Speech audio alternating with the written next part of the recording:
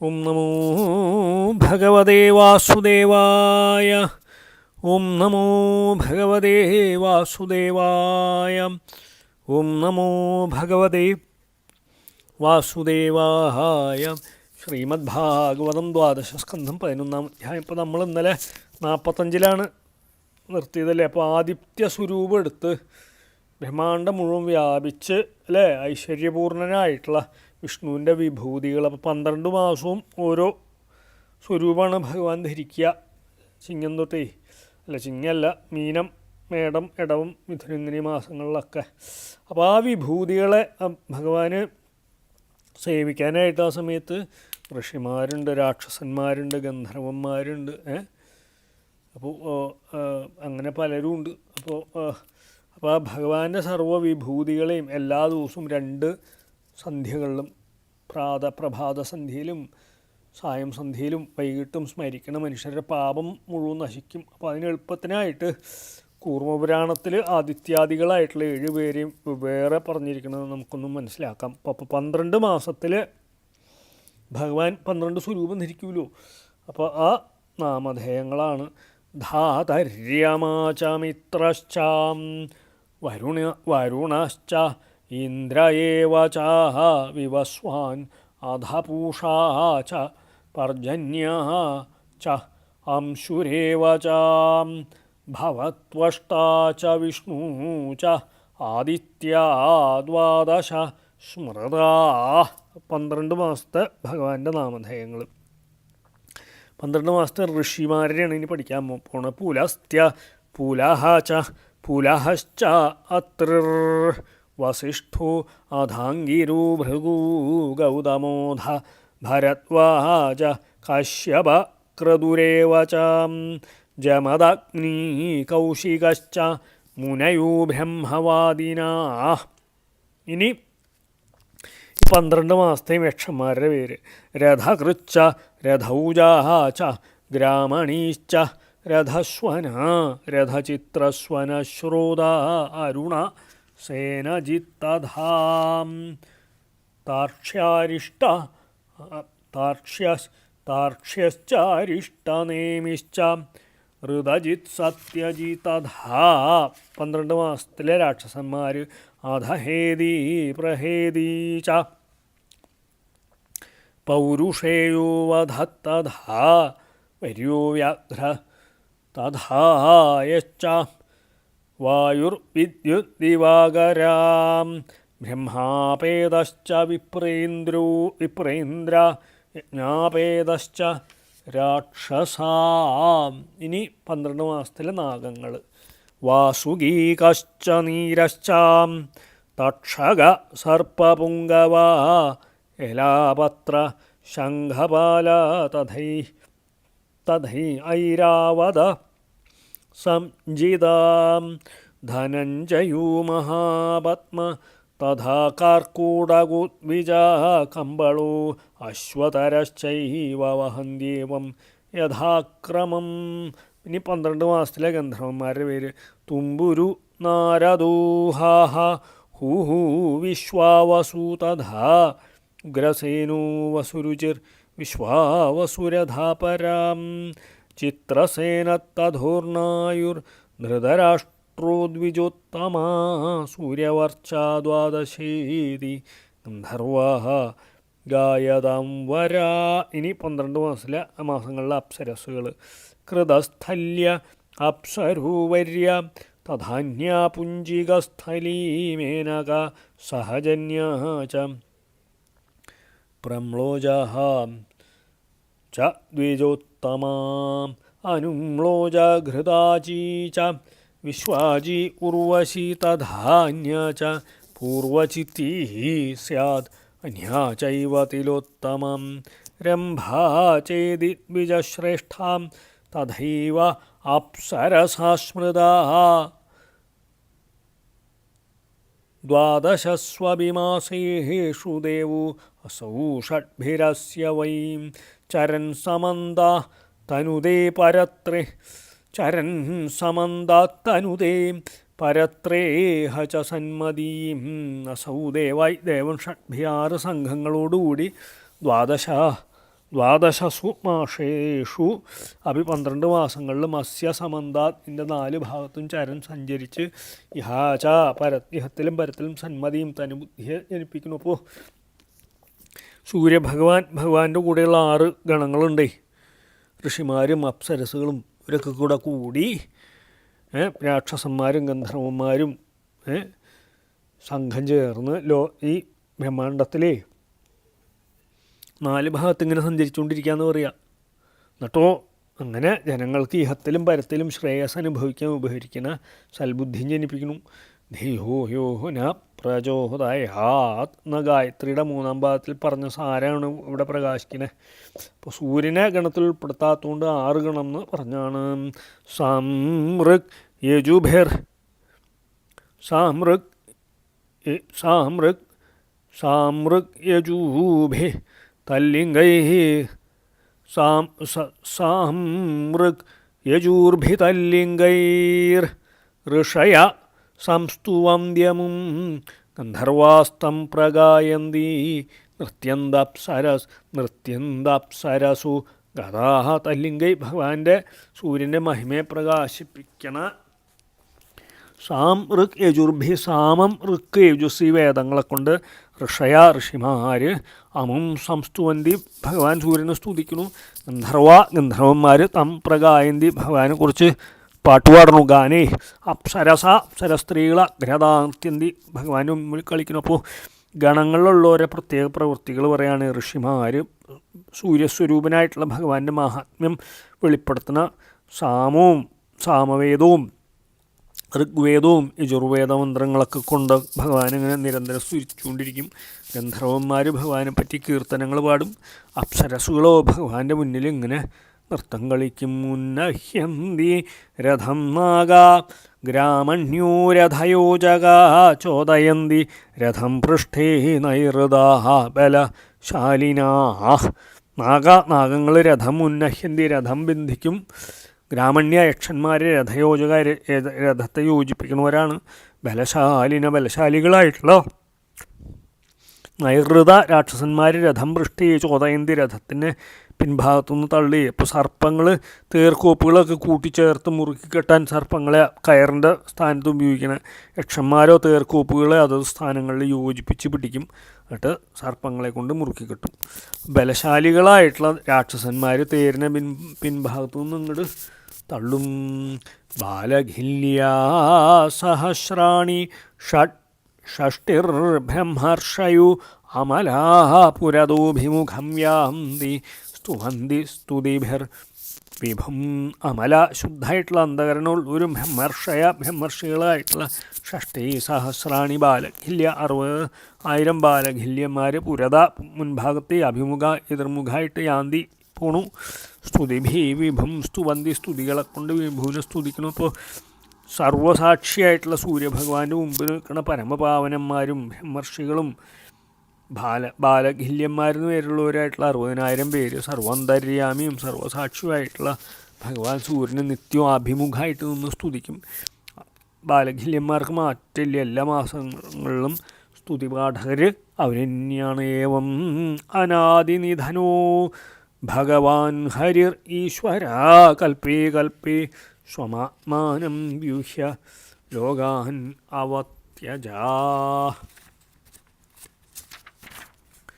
അനാദിധന ആദ്യം അവസാനമില്ലാത്തവനും അജ ഈശ്വര ജന്മാദിവികാരങ്ങളില്ലാത്ത ഈശ്വരനായിട്ടുള്ള ഭഗവാൻ ഹരി ഭഗവാൻ വിഷ്ണു കൃഷ്ണൻ കൽപ്പേ എല്ലാ കൽപ്പത്തിലും സ്വമാത്മാനം തൻ്റെ സ്വരൂപത്തെ ഏവം പ്രകാരം വ്യൂഹ്യ 12 വിഭജിച്ചിട്ട്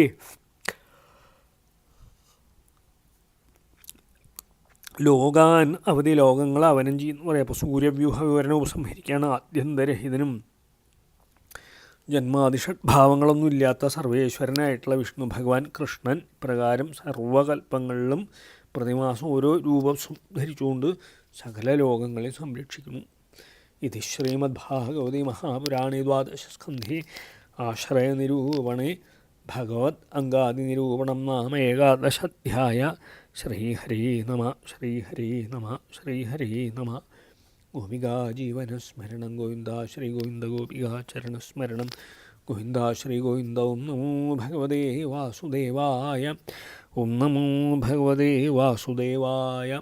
ശ്രീമദ്ഭാഗവതം 12 12 അധ്യായം. സൂത ഉവാച. നമോ ധർമായ മഹതേ നമ കൃഷ്ണായ വേധസേ ബ്രാഹ്മണേഭ്യോ നമസ്കൃത്യ ധർമാൻ വക്ഷ്യേ സനാതനാൻ. മഹതേ ധർമായ നമ, മഹത്തായ ധർമ്മത്തിനായിക്കൊണ്ട് നമസ്കാരം. വേധസേ കൃഷ്ണായ നമ, ലോകകർത്താവായിട്ടുള്ള കൃഷ്ണനായിട്ട് നമസ്കാരം. ബ്രാഹ്മണേഭ്യ നമസ്കൃത്യ, ബ്രാഹ്മണർക്കായിക്കൊണ്ട് നമസ്കരിച്ചിട്ട് സനാതനാൻ ധർമാൻ വക്ഷ്യേ, സനാതന ധർമ്മങ്ങളെ പറയണമെന്ന് പറയാം. അപ്പോൾ 12 അധ്യായത്തിൽ സൂതനെ പ്രഥമസ്കന്ധം മുതൽ 12 സ്കന്ധങ്ങളെ കൊണ്ട് ഈ പുരാണത്തിൽ പ്രധാനമായി പറഞ്ഞിരിക്കുന്ന സർവ്വകാര്യങ്ങളെയും ക്രമത്തിൽ വളരെ ചുരുക്കി സംഗ്രഹിച്ച് പറയുന്നു. സർവധർമ്മങ്ങളിലും വെച്ച് ഏറ്റവും ഉത്കൃഷ്ടധർമ്മമായിരിക്കണം ഭഗവത് ഭക്തി ലക്ഷണമായിട്ടുള്ള ധർമ്മത്തിനായിക്കൊണ്ട് നമസ്കാരം എന്ന് പറയുകയാണ് ഭഗവാൻ.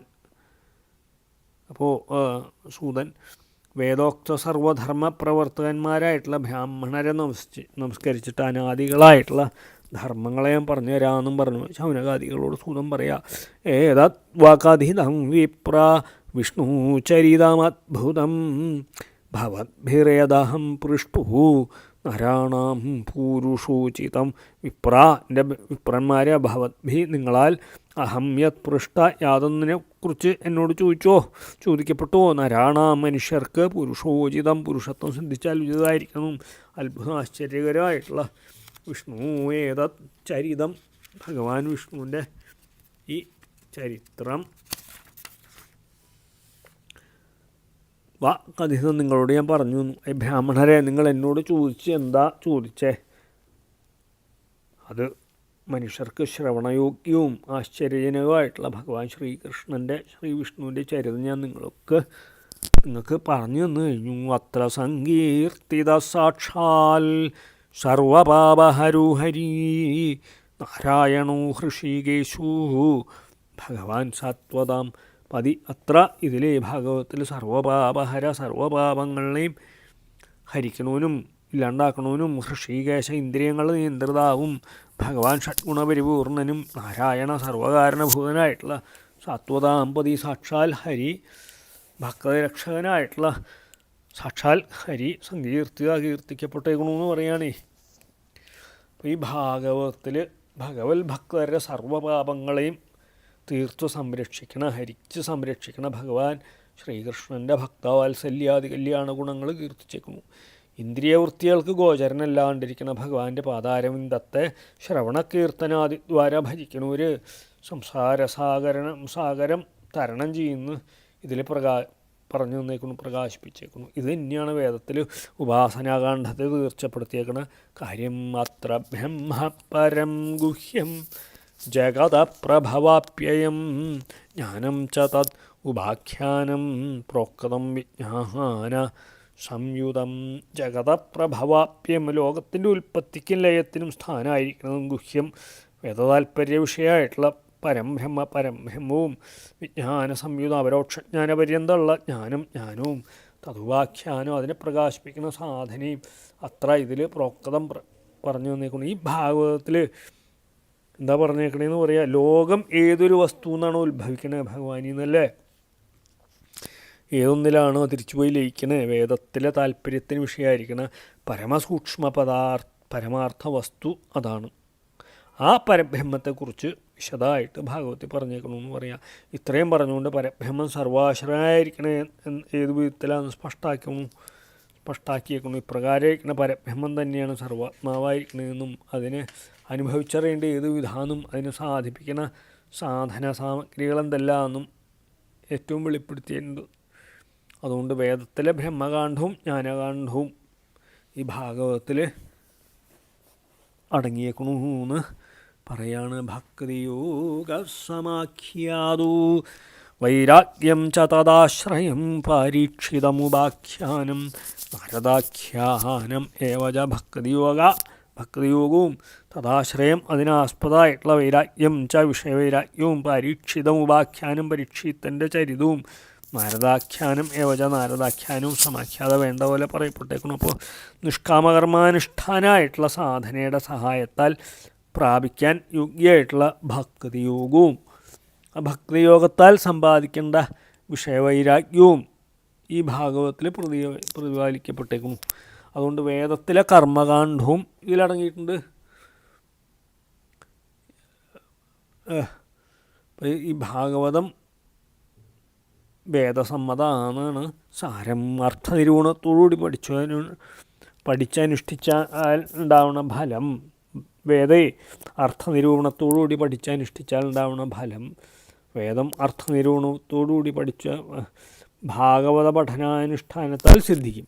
അപ്പോൾ ഇത്തിരി ബുദ്ധി കുറഞ്ഞവർക്ക്, മന്ദമതികൾക്ക് ദുർഗ്രഹമായിരിക്കുന്ന വേദത്തെ സുഗമാക്കാനായിട്ടാണ് ഭാഗവത രൂപേണ ഭഗവാൻ നിർമ്മിച്ചേക്കണേ എന്ന സിദ്ധാന്തം ഇനി മുതൽ പ്രഥമസ്കന്ധം വരെയുള്ള കഥകൾ സംഗ്രഹിക്കുന്നു. അപ്പോൾ പരീക്ഷിത് രാജാവിൻ്റെയും നാരദമുനിയുടെയും കഥ ഇതിൽ പറഞ്ഞിട്ടുണ്ടേ. പ്രായോപവേശു രാജർഷീർവിപ്രശാപാത് പരീക്ഷിത ശുഗസ്യ ബ്രഹ്മർഷ്യഭസ്യ സംവാദശ്ച പരീക്ഷിത. ബ്രാഹ്മണശാപം മൂലം ആസന്യമൃത്യുവായിട്ടുള്ള പരീക്ഷത്തിൻ്റെ പ്രായോപവേശവും ബ്രഹ്മർഷി ശ്രേഷ്ഠനായിട്ടുള്ള ശ്രീ ശുഗൻ്റെയും പരീക്ഷത്തിൻ്റെ സംവാദവും പ്രഥമസ്കന്ധത്തിൽ പറഞ്ഞിട്ടുണ്ട്. യോഗധാരണയോൽക്രാന്തി സംവാദു നാരദാജയൂ അവതാരാനുഗീതം ച സർഗപ്രാധാന്യൂ. അഗ്രതയോഗധാരണ പ്രഭാവത്താൽ അർച്ചിരാഹാദി മാർഗങ്ങളെ കൂടി ജീവൻ്റെ ഗതിയെ ബ്രഹ്മാവിനും ശ്രീ നാരദമുനിക്കും തമ്മിലുള്ള സംവാദം ഇതിൽ പറഞ്ഞിട്ടുണ്ട്. അവതാരങ്ങളുടെയും വിരാട് പുരുഷൻ്റെയും ഉൽപ്പത്തിയെപ്പറ്റിയും പറഞ്ഞിട്ടുണ്ട്. സൃഷ്ടിലീല ഇതൊക്കെ രണ്ടാം സ്കന്ധത്തിൽ ഭാഗവത്തിൽ പറഞ്ഞേക്കണു. വിതുരോദ്ധവ സംവാദ ക്ഷത്രുമൈത്രേയയോ തഥാ പുരാണ സംഹിത പ്രശ്നൂ മഹാപുരുഷ സംസ്ഥിതി. വിതുരർക്കും ഉദ്ധവർക്കും തമ്മിലുള്ള സംഭാഷണം ഭാഗവത്തിലുണ്ട്. അതുകൂടാണ്ട് വിതുരരും മൈത്രേയരും തമ്മിലുള്ള സംവാദം. അപ്പം അതുകൊണ്ട് വിതുരർ മൈത്രേയ മുനിയോട് പുരാണ സംഹിതയെക്കുറിച്ചും പ്രളയത്തിലെ മഹാപുരുഷനായിട്ടുള്ള ഭഗവാന്റെ തുഷ്ണീഭാവത്തെക്കുറിച്ചും ചെയ്തതായിട്ടുള്ള ചോദ്യം അടങ്ങിയിട്ടുണ്ട്. താതാപ്രാഹൃതിക സർഗ സപ്തവൈകൃതികാശ്ചൈ തതു ബ്രഹ്മാണ്ഡ സംഭൂതിർ വൈരാജ പൂരുഷു യഥാ. അനന്തരം ഇനി ശേഷേ പ്രകൃതി സ്വരൂപമായിട്ടുള്ള സത്വാദി ഗുണങ്ങളുടെ അന്യോന്യ സമ്മേളനം നിമിത്തമുണ്ടായ സർഗത്തെയും 7 മഹദാദി തത്വങ്ങളെയും വികാരങ്ങളെയും അതിൽ നിന്ന് ബ്രഹ്മാണ്ഡം സംഭവിച്ചതിനെയും അതിൽ നിന്ന് വിരാട് പുരുഷനാരെ അവതരിച്ചതിനെയും പറ്റിയിട്ടുള്ള വിതുരരുടെ ചോദ്യം മൈത്രേയമുനിയുടെ ഉത്തരമാണ് ഇനി പറയാൻ പോകുന്നത്. കാലസ്യ സ്ഥൂല സൂക്ഷ്മസ്യ ഗതി പത്മസമുദ്ഭവാ ഭവേ ഉദ്ധരണേ അംഭൂധേർഹി ഹിരണ്യക്ഷവധോ യഥാ. ഇപ്പോൾ സ്ഥൂല സൂക്ഷ്മ സ്വരൂപമുള്ള കാലത്തിൻ്റെ സ്വരൂപം ഇതിൽ വിവരിച്ചിട്ടുണ്ട്. ബ്രഹ്മാണ്ഡാത്മകമായിട്ടുള്ള താമരയുടെ ഉൽപ്പത്തിയുണ്ട്. സമുദ്രത്തിൽ നിന്ന് ഭൂമിയുടെ ഉദ്ധാരണം, അതും നിമിത്തമുണ്ടായ ഹിരണ്യക്ഷവധം ഇതിൽ ഭാഗവത്തിൽ പറഞ്ഞിട്ടുണ്ട്. അപ്പോൾ നമ്മൾ ഇന്ന് 9-ാം ശ്ലോകത്തിൽ നിർത്തിയിട്ട് നാളെ 10 തുടങ്ങും. ശ്രീഹരേ നമ ശ്രീഹരേ നമ ശ്രീഹരേ നമ. ഗോപികാ ജീവനസ്മരണം ഗോവിന്ദ ശ്രീ ഗോവിന്ദ. ഗോപികാ ചരണസ്മരണം ഗോവിന്ദ ശ്രീ ഗോവിന്ദ. കായേന വാചാ